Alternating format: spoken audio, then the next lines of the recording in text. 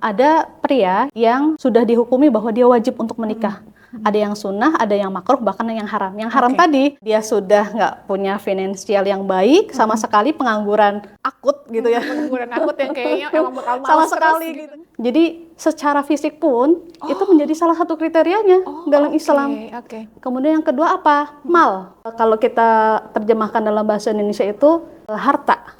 Terus perasaan kamu sebagai perempuan gimana di agama kamu suaminya boleh punya istri lain gitu? Halo, kembali lagi bersama saya Rifa Sancati dari The Love Story. Dalam episode keempat Sunday with Expert ini, saya sudah ditemani dengan Ustazah Siti. Ya, dalam sesi yang satu ini kita akan membahas pernikahan dari sudut pandang agama Islam. Ya, dan lebih spesifiknya akan kita bahas itu mengenai gimana sih cara memilih suami ya kalau berdasarkan ajaran Islam itu sendiri. Gitu. Terima kasih Ustazah Siti udah menyempatkan untuk hadir. Ya, aku akan langsung mulai aja dengan pertanyaan pertamanya. Ya, kalau menurut agama Islam gitu ya, atau berdasarkan sunnah Rasul juga misalkan, apa sih yang kita sebagai perempuan harus lakukan dalam memilih pasangan, kriteria yang seperti apa yang harus kita lihat gitu. Kayak ketika dulu Nabi Muhammad memilih pasangan untuk anak-anaknya misalkan gitu, apa sih yang dilihat? Apakah dilihat hanya dari agamanya saja, atau harus dilihat kondisi perekonomiannya juga, latar belakang keluarganya gitu ya? Karena kan kalau di Indonesia kita mengenal istilah bibit bebet bobot gitu. Benar. Nah, apakah itu sebenarnya sesuai nggak sih dengan ajaran Islam atau sebetulnya itu seperti apa gitu?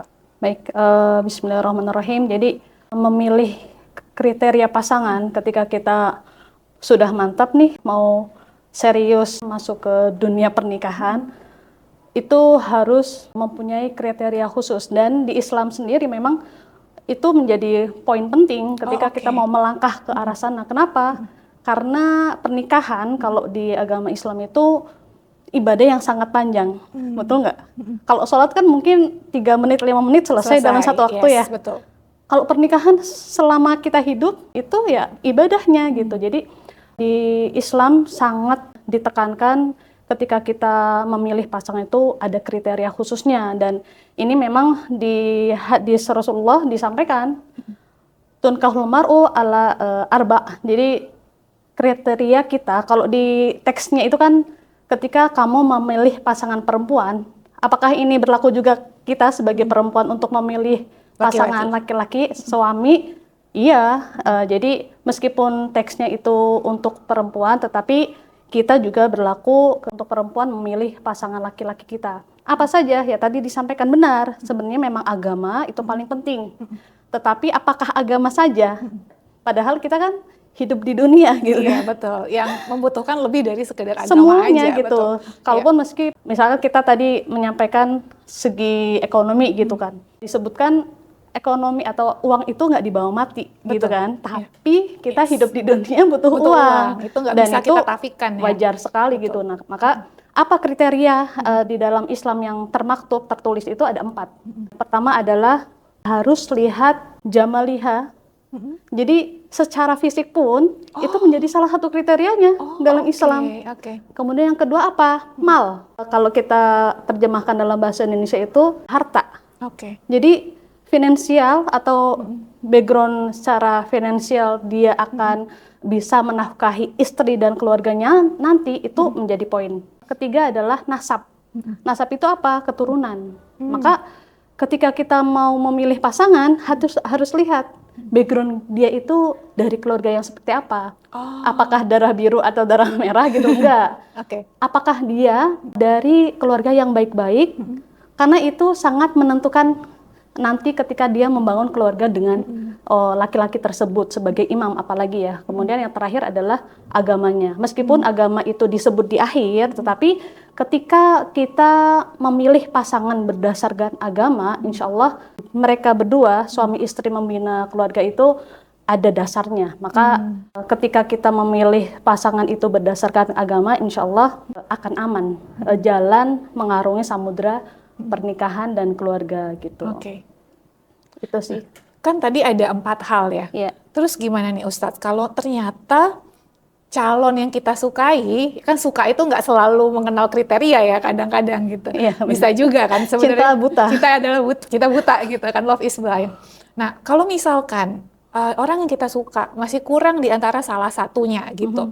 Itu hukum menikahnya jadi gimana tuh Ustadz? Apakah tetap wajib disegerakan atau harus, misalkan yang kurang adalah kondisi ekonominya dulu nih, apakah dimapankan dulu ekonominya lalu sambil jaga jarak dulu jangan berduaan gitu ya, atau gimana sih sebetulnya anjuran dari kacamata Islam?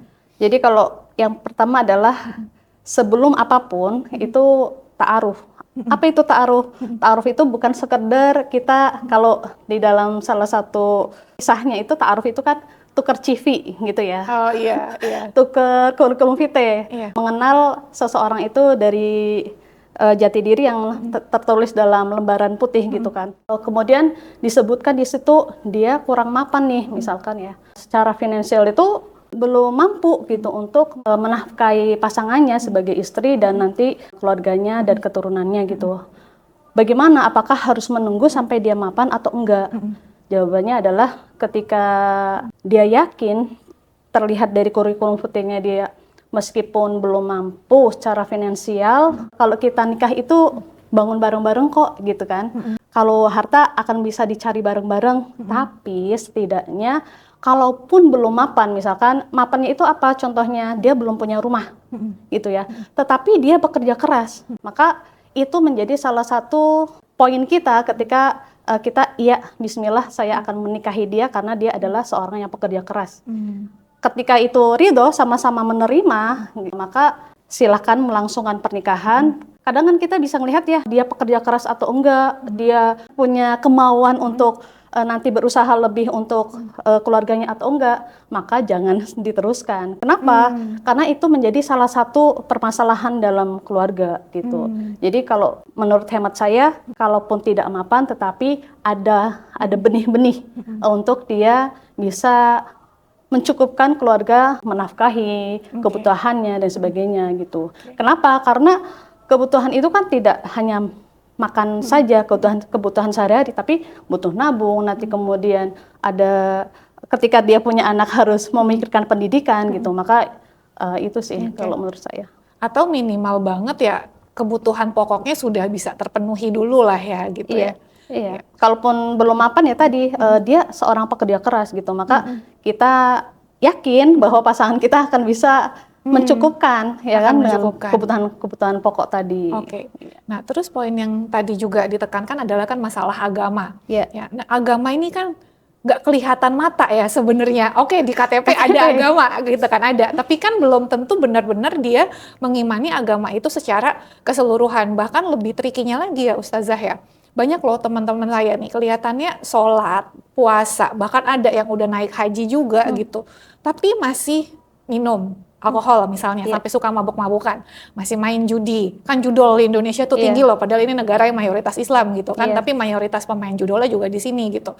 Terus ada juga yang masih main perempuan, zina gitu. Padahal ya tadi ibadah-ibadah yang wajib-wajibnya tuh jalan semua gitu kan. Ini jadi tricky juga. Jadi kita juga nggak bisa menilai keimanan seseorang, agama seseorang hanya berdasarkan ibadahnya juga gitu ya. Apakah dia tidak melakukan larangan Allah juga atau enggak, nggak tahu juga gitu. Nah, ini gimana ya cara kita bisa memfilter gitu Ustazah, karena kan ya tadi ya kan menikah ini kan adalah ibadah dalam waktu yang lama, panjang sekali gitu. Jadi kalau salah pilih pasangan, aduh gimana nih, masa cerai baru nikah sebulan 2 bulan, karena banyak juga kan kayak gitu setelah nikah baru ketahuan ternyata punya banyak utang pinjol yang kayak gitu-gitu. Itu real stories yang makin kesini tuh makin sering terjadi. Nah itu gimana ya anjurannya dari segi Islam? Iya, jadi tadi kan poin pentingnya adalah kita memegang agamanya, tapi kondisi saat ini ketika kita melihat orang, zahirnya terlihat kasat matanya dia rajin nih ibadahnya, sholatnya 5 waktu minimal lah ya. Kemudian tadi bahkan ada yang sudah ibadah haji gitu, tapi kemudian kok dibarengi dengan maksiat yang justru itu menjadi dosa besar kalau dalam agama Islam. Bagaimana kita sebagai wanita gitu, ketika kita ta'aruf tadi, proses ta'aruf itu tidak cukup hanya kita mengenal si calonnya ini. Terus gimana? Kita lihat yang tadi disebutkan di awal, nasabnya, keturunannya, apakah keturunan yang baik-baik. lingkungan besarnya seperti apa, dia bergaul dengan siapa, kemudian kebiasaan dia apa, selain tadi memang ibadahnya kuat, itu menjadi pegangan kita untuk bisa memilih seseorang tidak hanya berdasarkan Islam KTP saja, ataupun yang kita lihat bahwa dia orang yang rajin ibadah, tapi kita lihat dari lingkungan dianya seperti apa, teman-teman sekitarnya bagaimana, itu bisa kita lihat. Kenapa? Karena nggak mungkin orang yang memang dia rajin sholat, rajin ibadah, rajin zikir, rajin puasa, kemudian sampai naik haji kok dibarengi dengan maksiat, itu ibadahnya itu dipertanyakan. Apakah memang dia ibadah itu hanya menanggalkan kewajiban dia sebagai seorang muslim, ataukah memang mengamalkan itu semua itu karena atas dasar dia butuh gitu. Ta'aruf itu tidak melihat sosoknya saja, tetapi melihat kebiasaannya, dan ini butuh proses, dan ini butuh pendamping. Nggak bisa nih kita memilih pasangan itu cuman berdua aja nih. Sebagai si wanitanya atau si laki-lakinya, nggak cukup. Karena tadi riskan, apalagi melihat sekarang ini adalah akhir zaman gitu. Jadi kadang ketika apa yang kita lihat kasat mata itu belum tidak tentu yang sama sebenarnya. Iya. Iya. Oke. Berarti kalau kita mengenal lingkungannya, secara konkretnya tuh seperti apa sih? Apakah kita interview, kita tanya-tanya teman-temannya dia, orang tuanya dia, atau kayak gimana sih? Iya. Praktek nyatanya tuh Iya. gitu. Jadi peran besar lingkungan dan sahabat-sahabatnya itu penting, dan bagaimana kita cara menyelidiki itu, apakah kita dengan betul. interview? Iya. Iya. Oh iya. Iya, jadi memang seperti itu. Tapi kalau sekarang Mbak Rifa nih temennya siapa misalkan Asri, kemudian aku mau interview kamu dong gitu tentang Rifa, nggak langsung kayak gitu kan. Oh iya. Tapi Malah setidaknya nggak memang menjawab ada nanti misi gitu. ke sana gitu. Gimana Oke. sih dia dan sebagainya. Gitu, dan itu penting. Iya, karena saya pribadi juga demikian.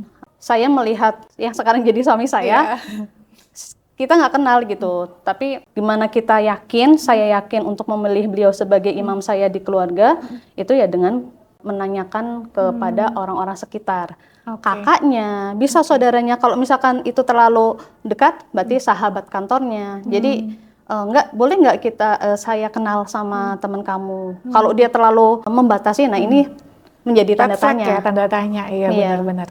Oke, I see. Nah terus ini juga ya kan, ini kan biasanya kalau bahasa anak zaman sekarang tuh galau gitu kan ya. Jadi masih galau nih, kayak dari hasil ta'arufnya kok kayaknya memang ada indikasi orang ini tuh kurang oke gitu misalnya ya, bahwa ternyata dia tuh kelihatannya alim tapi sebenarnya bandel gitu ya dari hasil interview itu tadi gitu kan. Nah yang banyak orang lakukan untuk memantapkan pilihannya adalah kan dengan sholat istikharah ya.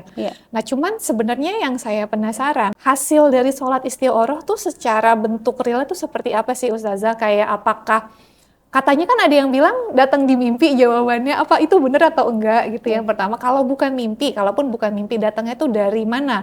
Apakah kita tiba-tiba mantap aja, apakah galaunya hilang atau gimana? Karena kadang tuh saya mikir gini juga, bisa jadi dia bukannya mantap karena istikharah, bisa jadi dia tuh kayak cari pembenaran aja, karena kan tadi ya cinta tuh buta gitu kan, karena udah tergila-gila sama calonnya. Jadi udah, saya udah sholat istikharah, sekarang saya udah mantap, padahal ada red flag, ada tanda tanya yang besar banget, jelas banget, tapi dia abaikan gitu. Nah gimana kita bisa tahu bahwa keyakinan benar-benar keyakinan yang dijawab oleh Allah atas sholat istikharahnya kita, atau itu kita aja lagi berusaha cari pembenaran untuk lanjut sama orang yang sejak awal kita tahu akan jadi masalah gitu. Di awal aja dia sudah salah gitu ketika dia melakukan sholat istikharah, itu hanya formalitas itu kan. Oh iya, betul. Nggak bisa, nggak boleh. Nggak boleh ya sebetulnya. Nggak bisa dan nggak boleh. Kenapa? Karena boleh jadi orang yang kita kenal, orang yang sudah kita deket, kayaknya cocok nih buat saya untuk menjadikannya sebagai suami. Kemudian ada yang menyampaikan bahwa ayo sholat istikharah dulu sebelum nanti ke jenjang pernikahan gitu. Kemudian dia sholat istikharah hanya untuk formalitas saja, udah sholat istikharah dan mantap dengan pilihannya, itu sudah salah di awal. Jadi ketika kita sudah nih, misalkan datang satu orang melamar, meminang dia untuk dijadikan istrinya, Setelah itu apa yang harus dilakukan? Harus pasrah dulu nih. Karena melihat oh dia ada baik dan buruknya tadi yang disampaikan. Ibadahnya baik tetapi kok melihat lingkungannya buruk. Sebenarnya kan kalau dari kriteria sudah nggak layak untuk diistikharahkan gitu ya. Iya, Tapi agar mantap, ya udah setelah sebelum sholat istikharah dan sudah ada seseorang yang datang kepadanya kemudian dia memantapkan untuk istikharah, pasrah dulu. Jangan sampai kemudian pikir namanya, kemudian sosoknya seperti apa. Oh, jangan dipikirin terus orangnya. Jadi gitu. harus pasrah dulu. Oh, pasrah tuh itu maksudnya. Pasrah dulu. Dan memang ketika kita mau sholat istikharah, itu karena bimbang. Ya Allah, aku terima nggak sih? Gitu. Jadi memang kebimbangan dari hatinya dia ragu, maka minta jawaban kepada Allah. Boleh jadi kan saat itu dia ada kekurangan bandel meskipun bandelnya sedikit ya, nggak sampai menyelisihi agama, tidak menyelisihi syariat, maka masih bisa dipertahankan gitu ya. Mungkin karena salah pergaulan dan sebagainya, dan dia yakin insya Allah nanti saya sebagai istrinya akan bisa berkomunikasi dengan baik sehingga bisa merubah dirinya gitu. Maka kebimbangan itu disempurnakan dengan dia melaksanakan sholat istikharah. Bagaimana setelahnya ketika kita sebelum sholat istikharah pasrah karena bimbang, kemudian melaksanakan malamnya sholat istikharah, dan sholat istikharah itu nggak cukup sekali. Benar nggak sih dia jodoh saya? Boleh beberapa kali dilakukan, ya. Kemudian jawabannya seperti apa? Apakah dia pasangan saya atau bukan? Bisa jadi perubahan sikapnya. Apakah dia terlihat seperti apa dan bagaimana? Ada perubahan. Kalaupun enggak, selain mimpi ya, mimpi itu benar. Oh, benar ada yang dapat jawaban Benar dari ada. mimpi. Oke. Jadi mungkin ada gambaran ijab kabul atau sebuah pernikahan dengan tertulis namanya dan dengan Yang sifatnya kayak green light gitu ya. Iya, jadi mimpi itu benar, tapi tidak hanya mimpi. Kemantapan itu bisa jadi perubahan sikap dari calonnya ataupun ada support yang lain gitu, apakah keluarga besarnya dan sebagainya, tanpa yang tadi disampaikan di awal, karena hanya formalitas untuk pembenaran, nah itu udah salah. Oke. Nah selanjutnya ini Ustadz ya, kan di An-Nur tuh sebetulnya ada disebutkan ya, laki baik-baik untuk wanita baik-baik, wanita baik-baik untuk laki baik-baik ya, kurang lebih seperti itu gitu. Tapi kenapa ya Ustazah, kok realitanya ada aja wanita baik-baik tapi dapat laki-lakinya suaminya yang nggak baik-baik gitu. Bahkan kan populer ya di kalangan pria Indonesia, nggak tahu sih di luar negeri gimana, tapi kalau di Indonesia tuh banyak pria yang prinsipnya, oh ya udah selama kayak pacaran senang-senang sama cewek mana aja, tapi nanti pas nikah carinya perempuan yang baik-baik gitu kan. Kadang kalau saya pikir, loh, Kita kayak jadi korban ya. jadi korban nih gitu ya, perempuannya berhasil menjaga kehormatannya, tapi suaminya enggak gitu. Dan herannya bisa jalan yang seperti itu gitu. Dan itu bikin saya bertanya-tanya, loh kenapa? Kan harusnya kalau dia sudah menjaga dirinya dengan baik, dapat pasangan kan juga harusnya yang baik gitu. Yang saya pikirkan tuh seperti itu. Dan menariknya ketika saya ngobrol sama perempuan-perempuan ini, mereka bilang, ya mau gimana soalnya udah jodoh gitu kan. Dan dari itu saya juga jadi penasaran dengan konsep jodoh itu sendiri. Apakah kalau jodoh berarti kita nggak bisa milih lagi apa gimana gitu? Masa sih kan nggak adil kalau ada orang yang ditakdirkan, iya kamu jodohnya sama cowok brengsek gitu, yang nanti suka main tangan, yang suka main perempuan, masa gitu sih? Atau sebenarnya jodoh itu pada akhirnya pilihan kita sendiri gitu, sehingga kita nggak bisa bilang bahwa ya kita dapat pria yang buruk karena jodoh, karena takdir ya, tapi sebenarnya itu pilihan kita sendiri juga. Nah, atau gimana sih sebetulnya? Iya. Jadi An-Nur yang disebutkan Mbak Arifah itu An-Nur di ayat 26. Jadi disebutkan di situ terjemahan depaknya itu kan pezina perempuan untuk pezina laki-laki dan laki-laki baik untuk perempuan yang baik. Apakah demikian? Ternyata ketika telusuri tafsirnya, jadi ketika kita bahas ayat Al-Qur'an, nggak cukup kita baca terjemahannya aja, ya kan?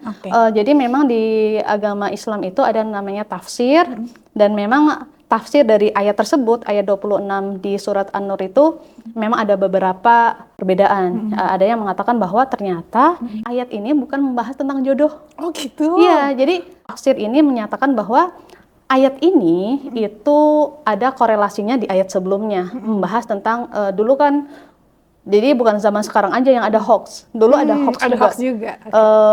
Sayyidah Aisyah saat itu kan kehilangan perhiasannya. Kemudian yang mencarikan perhiasan tersebut itu bukan Rasulullah, tetapi salah satu sahabatnya. Dan disitulah ada pemberitaan-pemberitaan yang tidak baik bahwa Sayyidah Aisyah melakukan pezinaan gitu kan.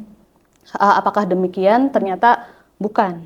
Jadi di situ disebutkan al-khabithat itu adalah perkataan-perkataan yang jelek, perkataan-perkataan kotor itu adalah milik orang yang memang mempunyai perilaku yang kotor. Dan Makes sense. at-thayyibat lit-thayyibin, kalau nggak salah ya, saya lupa. Perkataan-perkataan yang baik itu adalah milik seseorang yang memang perilakunya baik. Jadi ketika kita melihat ada hoax di situ bahwa Sayyidah Aisyah dituduhkan melakukan perzinaan, ya nggak mungkin. Kenapa? Karena Sayyidah Aisyah itu adalah istri Rasulullah, yang mana ketika Rasulullah sebagai pasangannya itu adalah sosok yang baik, maka Sayyidah Aisyah juga menjadi pasangan istri yang baik pula gitu. Maka di akhir ayatnya kan disebut dan dia terbebaskan dari apa yang dituduhkan. Justru orang yang menyebarkan, yang memprovokasi bahwa ada kejadian tersebut dilaknat besar sama Allah gitu. Nah, kemudian tadi Mbak Rifa menyampaikan ada kasus-kasus wanita yang sudah menjaga kemudian memiliki pasangan yang tidak sesuai gitu ya. Yang dulunya nakal gitu. Sayang gitu ya. Sayang kita ngelihatnya kok kayak nggak adil gitu ya. Nah, itu memang menjadi cerita lain. Kenapa ada seperti itu, ada kasus seperti itu, ada kejadian seperti itu. Jangankan kita sekarang, itu terjadi jauh dari Rasulullah sebelum diutus. Sayyidah Asiyah. Siapa beliau? Beliau adalah istrinya Fir'aun. Fir'aun kita tahu ceritanya. Iya, kayak gimana orangnya gitu ya. Ya kan? Dia adalah sejelek-jeleknya orang. Kenapa? Karena dia mengaku Tuhan. Tetapi Sayyidah Asiyah sebagai istrinya, dia sangat menjaga dan dia tidak mengakui bahwa Fir'aun adalah Tuhan, dan dia mengakui bahwa Tuhan adalah Allah gitu ya. Dan itu sudah termaktub dalam Al-Quran. Saking sempurnanya Sayyidah Asiyah mengarungi samudra pernikahannya dengan Fir'aun. Kemudian siapa lagi kisahnya? Kisah Nabi Nuh. Nabi Nuh sosok seorang nabi yang menjadi ulul azmi, bahkan ulul azmi. Beliau adalah nabi yang menjadi nabi pilihan yang sabarnya luar biasa. Siapa istrinya? Istrinya tidak taat kepada Nabi Nuh. Istrinya justru memprovokasi orang lain bahwa Nabi Nuh adalah orang gila.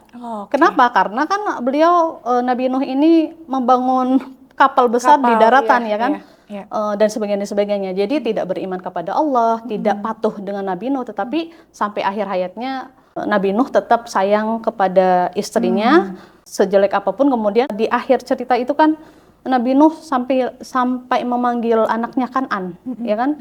Kan'an pun sebagai anaknya itu tidak patuh sama Nabi Nuh gitu. Jadi kasus-kasus yang seperti ini bukan karena tadi sudah takdirnya, tetapi mungkin ini menjadi skenario Allah agar si dia ini yang memang sudah menjaga kehormatannya, agamanya baik, kok mendapatkan laki-laki yang seperti itu. Mungkin ini adalah ujiannya dia, ujiannya dia gitu. Karena bukan masalah takdir dan sebagainya, karena pasti saya yakin wanita tersebut yang memang sudah menjaga kehormatannya dan perilakunya, akhlaknya dengan baik, dia awalnya mengira bahwa ini adalah lelaki pilihan yang memang terlihat solih. Mungkin dari ta'arufnya mungkin belum matang ya, dan wawalam. Tetapi sampai itu terjadi, sampai mereka kemudian menjadi sebuah keluarga, pasangan suami istri, maka beda lagi ceritanya. Bukan karena takdir dan tidaknya, tetapi ini adalah mungkin menjadi ujian dia untuk menaikkan derajatnya. Ya. Kenapa kemudian ini menjadi cerita lain dan ini adalah ujian kesabarannya, sampai kemudian di dalam Al-Quran disebutkan malaikat siapa yang menjaga surga, malaikat Ridwan mengatakan ketika orang-orang yang masuk surga itu mengucapkan salamnya seperti apa. Dalam bahasa Indonesia disebutkan selamat atas kalian yang sudah melalui kesabaran di kehidupan kalian di dunia. Jadi bukan karena dia banyak pahalanya dan sebagainya, tetapi karena kesabarannya.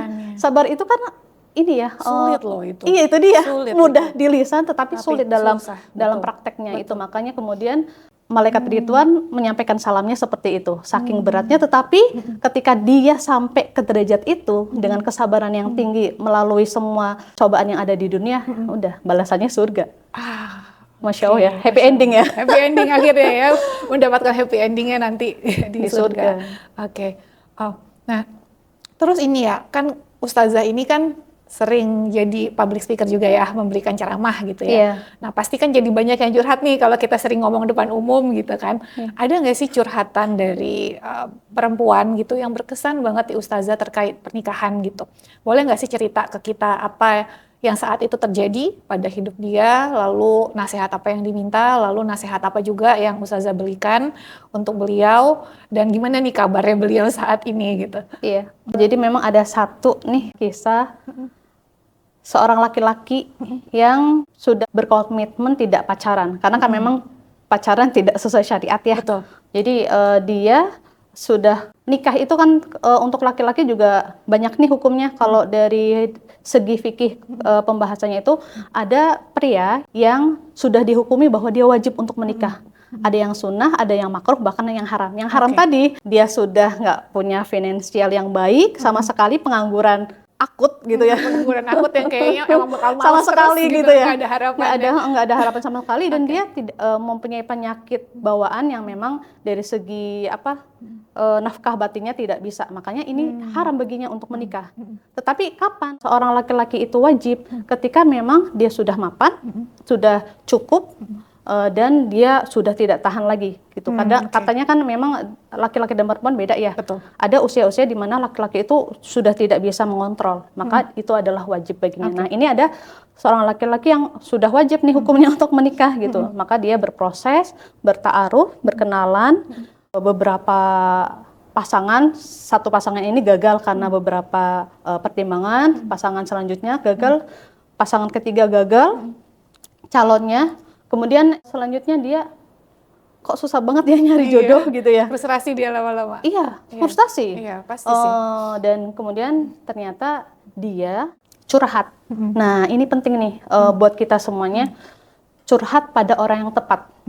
Jadi karena dia sudah sungguh-sungguh dan sudah wajib, maka dia curhat kepada salah satu kakak tingkatnya, memang dia seorang ustadzah juga gitu kan.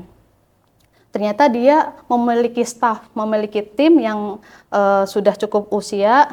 Nah, bertaaruflah ini antara adik kelasnya ustadzah ini sama timnya ustadzah.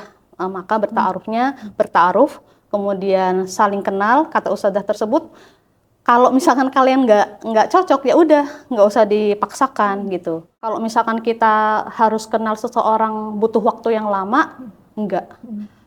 Kita ketika sudah di usia-usia yang masuk ke usia pernikahan, insya Allah dari beberapa waktu yang singkat pun insya Allah jadi, ketika sama-sama keduanya mantap dengan background yang bagus gitu ya, maka laki-laki dan perempuan ini akhirnya menikah dan alhamdulillah ya bahagia gitu. Gitu. Dan itu ceritanya siapa? Siapa tuh? Ceritanya saya sendiri. Jadi awal ketemu Ustadz Firman tuh itu. Iya, jadi kita sama sekali nggak kenal. Kita sama-sama nggak kenal. Ternyata ketika bertukar CV, kita dari background yang sama. Gitu. Jadi karena sudah mantap keduanya dan sudah saling mengenal secara visi misi ya. Visi misi itu juga penting. Kufu kalau dalam agama Islam ada kufu ya, cari yang sekufu ya. Yang sesuai gitu. Jalan kita mau nikah itu apa, tujuannya apa, nanti mau bagaimana dan sebagainya, itu diobrolkan di ta'aruf. Jadi itu bukan hal yang tabu. Nantilah gitu. Masa sih masih kenalan kok gitu? Enggak. Itu justru penting gitu. Maka curhat pada orang yang tepat itu penting. Kemudian cari yang sekufu, cocok, dan sama-sama visi misinya untuk mengarungi pernikahan. Nah itu. Terus kalau definisi curhat pada orang yang tepat nih, yang waktu itu, ini kan berarti ceritanya Ustadz Firman ya, suaminya Ustazah gitu. Jadi waktu itu si perantara ini kan ya berarti ya, orang yang menjadi macomblangnya, ya gampang kita sebut macomblangnya. Kenapa dia tepat gitu? Apakah dia lebih pintar menemukan seseorang yang sesuai untuk Ustadz Firmannya, atau dia bisa kayak menemukan sesuatu yang harus diperbaiki oleh Ustadz Firmannya, atau gimana? sampai karena kita bisa bilang nih orang yang tepat gitu. Iya, jadi sudah tersebut itu kenapa kemudian menjadi mak comblang jembatan kita berdua. Karena beliau sudah tahu suami saya sejak dulu di Pakistan, jadi kakak tingkat di ini masa kuliahnya gitu. Dan saya adalah timnya Ustadzah yang memang Ustadzah juga kenal saya seperti apa dan jadi bagaimana. saling kenal luar dalam dari kedua belah pihaknya ini. Setidaknya kurang lebih beliau kenal maka dikenalkan gitu. Oke. Dan terus kalau definisi sekufu itu kan tadi salah satunya visi dan misi ya. Iya. Mungkin boleh dikasih contoh nggak sih sebenarnya visi dan misinya tuh seperti apa persisnya gitu supaya buat teman-teman yang masih awam punya bayangan, karena kalau orang-orang pada umumnya visi misi tuh identik sama perusahaan kan. Ini perusahaan visi misinya apa gitu. Tapi kalau pernikahan khususnya dari pandangan Islam itu contoh visi misi yang harus dibahas sebelum menikah dalam proses ta'aruf ini ya, itu tuh apa, yang seperti apa gitu. Iya.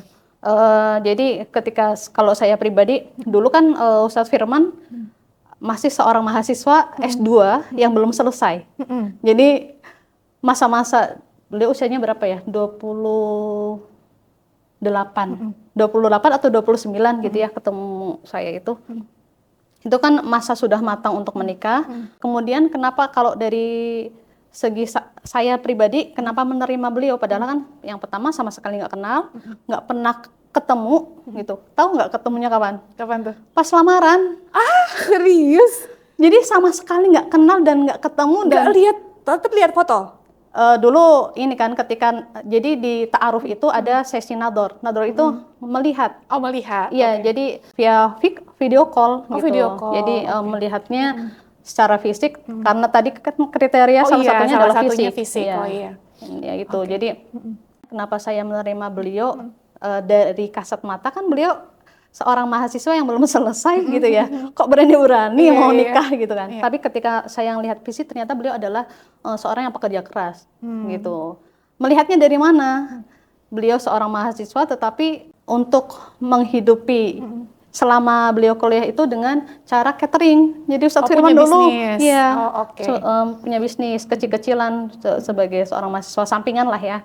Nah itu cikal bakal bahwa dia adalah seorang pekerja keras yang insya Allah bisa bertanggung jawab gitu ya. Kemudian apa visi misi kita sebelum masuk ke jenjang pernikahan? Yang pertama kita melihat niat beliau untuk menikah itu apa gitu ya. Niatnya bareng-bareng nih, harus disamakan nih niatnya apa. Apakah hanya untuk kebutuhan biologis? Nah itu ataukah ada yang lain? Ternyata visi misi kita itu adalah sama. Kita itu pingin sama-sama punya keturunan yang sama-sama basic agamanya kuat dan soleha. Iya, itu. Kemudian kedepannya bagaimana? Sebenarnya karena kita sudah kuat apa yang tertulis dari CV-nya, maka insya Allah visi misinya meskipun tidak tertulis sejalan gitu. Karena background kita juga sama-sama di ilmu agama itu sih. Jadi punya kesamaan values dalam artian apa yang menurut kita penting dan apa yang ingin dicapai bersama-sama ke depannya gitu ya. Itu yang dimaksud dengan visi misinya. Nah ini pertanyaan terakhir dari saya, ini isu yang sangat sensitif di kalangan perempuan terkait poligami. Ya, jadi kan memang dalam Islam poligami itu diperbolehkan ya, diperbolehkan. Nah, tapi boleh nggak kalau kita sebagai perempuan ngasih syarat nih dalam proses ta'aruf ini, bilang syaratnya saya mau nikah sama kamu tapi kamu nggak boleh poligami, itu diperbolehkan nggak sih? Iya, benar tadi Mbak Rifa bilang poligami adalah sesuatu yang diperbolehkan. Ada orang yang banyak mengatakan bahwa poligami itu adalah sunnah gitu ya. Sunnah itu berarti sesuatu yang dianjurkan dan beda ya dengan diperbolehkan. Jadi beda dari awal itu beda. Jadi poligami adalah sesuatu yang diperbolehkan. Apakah kita juga boleh untuk mempunyai syarat ketika kita nanti memilih pasangan untuk mencaratkan kamu nggak boleh poligami? Apakah boleh? Jawabannya boleh. Boleh. Boleh. Jadi dan apakah itu mengikat? Sebenarnya ketika pasangan kita itu sudah sepakat, sudah ridho gitu ya, maka itu sesuatu yang harus ditepati. Itu adalah karena itu hutang. komitmen ya? Komitmen berdua. Jadi sangat diperbolehkan. Kenapa? Karena poligami sendiri itu sebenarnya berat loh. Iya, satu aja berdua doang aja berat gitu ya. Enggak serta-merta harus punya istri banyak gitu. Tapi bagaimana kemudian kita melihat Rasulullah dulu gitu kan, beliau berpoligami. Tapi lihat pasangan beliau setelah Sayyidah Khadijah itu siapa? Iya. Iya, Dan gitu. ketika dengan istri pertama kan beliau menikah hanya dengan Sayyidah Khadijah. iya betul, hanya Iya. dengan beliau saja gitu ya. Iya. Nah terus ini satu lagi nih, masih soal poligami Ustadz ya. Jadi untuk keperluan kerja itu kan network saya tuh dari berbagai negara, berbagai agama, bahkan yang ateis juga ada gitu kan. Nah jadi waktu itu kita lagi ngobrolnya baru bulan lalu sih kejadiannya. Kita ngobrol makan malam bertiga, satu orang Malaysia, satu saya, satu lagi orang Jepang. Nah, orang yang Malaysia ini bring up bahas masalah poligami. Kaget tuh si yang orang Jepang ini, karena orang Jepang itu kan tidak mempercayai agama pada umumnya. Iya. Ya mereka tuh ateis ya kebanyakan. Mereka bilang mereka punya dewa-dewa, tapi dewanya tuh lebih culture lah, lebih kayak seperti budaya daripada ketuhanan gitu. Nah, ketika dia tuh kaget soal poligami, terus dia tuh ngelihat saya dengan iba loh. Pandangan iba, tahu nggak sih, pandangan Iya, mengasihani gitu. Terus dia tuh dengan concern, dia tuh kelihatan khawatir gitu dengan saya. Terus perasaan kamu sebagai perempuan gimana, di agama kamu suaminya boleh punya istri lain gitu. Waktu itu saya speechless loh Ustadz. Saya nggak pernah kepikiran akan ditanya seperti itu sama orang lain, karena nggak pernah ada yang nanya gitu. Kalau misalkan ya, ada lain kali saya mendapat pertanyaan yang sama, atau ada orang lain yang juga mendapatkan pertanyaan yang sama, itu cara menyikapinya gimana ya? Karena kan ketika kita menjawab ini kepada orang yang bukan muslim, jadi seperti mewakili agama Iya, kita benar, kan, benar. Dan khawatirnya itu gitu. beban juga ya. Beban juga gitu, jadi saya bingung ini gimana ya cara jawabnya supaya dia paham konteks ya, karena kan poligami ini kompleks banget kan. Iya. Nggak sesimpel, oh ya boleh nikah sebanyak maksimal 4 kan, nggak gitu juga. Gitu. Iya. Iya, gimana nih? Jawaban yang simpel ya, itu sesuatu yang diperbolehkan, tetapi saya punya hak untuk bisa mensyaratkan itu tidak terjadi pada saya gitu. Kenapa? Karena nggak semuanya, nanti itu pasti lebih deep ya kalau kenapanya dan sebagainya. Ya tadi disampaikan salah satunya adalah harus adil dan sebagainya gitu. Tetapi ketika orang lain atau non muslim mempertanyakan hal itu, ya sampaikan bahwa itu adalah sesuatu yang diperbolehkan, tetapi saya mempunyai hak untuk bisa tidak. Apakah kemudian saya menjadi seorang yang kemudian anti poligami? Anti sih tidak gitu ya, tetapi dan tidak menyelisihi syariat gitu ya. Tetapi itu karena dari agama saya juga diperbolehkan untuk mensyaratkan itu tidak dipoligami. Oke, waduh terima kasih banyak Ustazah. Hari ini saya belajar banyak banget dari Ustazah Siti. Ya semoga teman-teman yang nonton video ini dari awal sampai akhir juga bisa sama-sama mengenal agama kita dengan lebih baik ya. Karena ya itu tadi, agama merupakan salah satu fondasi ya dalam berumah tangga gitu. Demikian episode kali ini bersama Ustazah Siti. Nanti akan di episode yang lain lagi nanti akan sama suaminya Ibu Siti juga ya, dengan Ustadz Firman akan bahas dari sudut pandang laki-lakinya kalau nanti kita sebagai pemimpin rumah tangga ya. Oke, demikian dulu untuk yang hari ini. Buat teman-teman yang ingin bergabung dengan aktivitas offline-nya The Love Story, jangan lupa gabung dengan komunitas WhatsApp kami, linknya ada di bio atau ada di deskripsi video ini. Finally, jangan lupa like dan jangan lupa subscribe. Bye!